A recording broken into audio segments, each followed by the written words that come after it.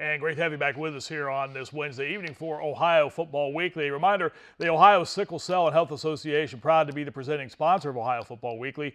For more information on sickle cell disease and how you can be prepared, visit ohiosicklecell.org. We ran through the Super 7 for you, our version of the Super 7, if you will, and the high school football notables. While the entire rankings, according to the Associated Press, are out, and that's how we kind of pick our top 7. We look at the top 7 teams and pull the number 1 team off of each of those polls. Here's a look at how those polls go for the top 10 across all 7 divisions. In Division 1, Moeller is number 1 in the state, followed by Westchester, Lakota West, Lakewood, St. Edward, Centerville, and Springfield, 2 teams in the Greater Western Ohio Conference that are each going with 1 loss right now. Cleveland Heights, Cincinnati, Princeton, Dublin, Jerome. I feel so bad. We had to coach Brett Glass on a couple of weeks ago. Well, the week after, we must be a jinx. His team lost. They fell to Marysville the week after we had him on.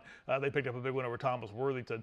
Medina and Gahanna Lincoln. Now, Gahanna's an interesting story. If you're not in the Central Ohio area, they're being forced to play all of their home games at other high school stadiums this year because their field's undergoing a renovation right now. So they've been on the road the entire season, and they're rolling along at 6-1 and ranked number 10 in the state in Division 1. In Division 2, Akron, Hoban, Cincinnati, Winton Woods almost on a bit of a collision course. They played in the state championship game last year, and Winton Woods won it. Massillon, Washington at number 3, Xenia 4, Medina, Highland, Avon, Hudson, Kings Mill, Kings down in the Cincinnati area, Toledo, Central Catholic, Uniontown, Lake round out the top 10. Division 3, as we continue along, taking a look at the top 10 polls in the state of Ohio, Hamilton-Baden holds the top spot there. And you look down that top 10 right there, that Bellbrook team's a pretty good program as well, too. Dresden Tri-Valley, year in and year out.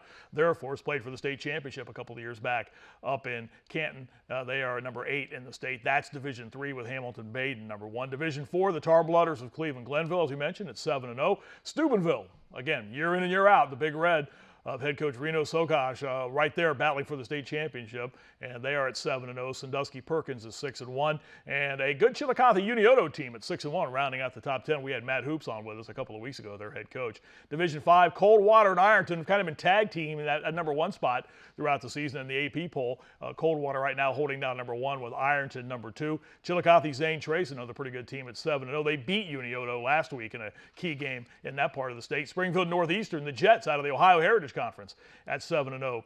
Off to a good start this season. Division 6, Maria Stein, Marion Local, and you see the usual suspects there, followed by Kirtland, Cary, Mogador, some pretty good teams there. That Versailles team with a couple of losses this season. You always have to keep an eye on that program in the Midwest Athletic Conference. That's Division 6. And rounding out the statewide polls, Division 7, Warren JFK at 6-1, followed by Newark Catholic, New Bremen, the Archers of Antwerp, and then Macomb and Louisville right there rounding out the top 10 in the state as far as Division 7.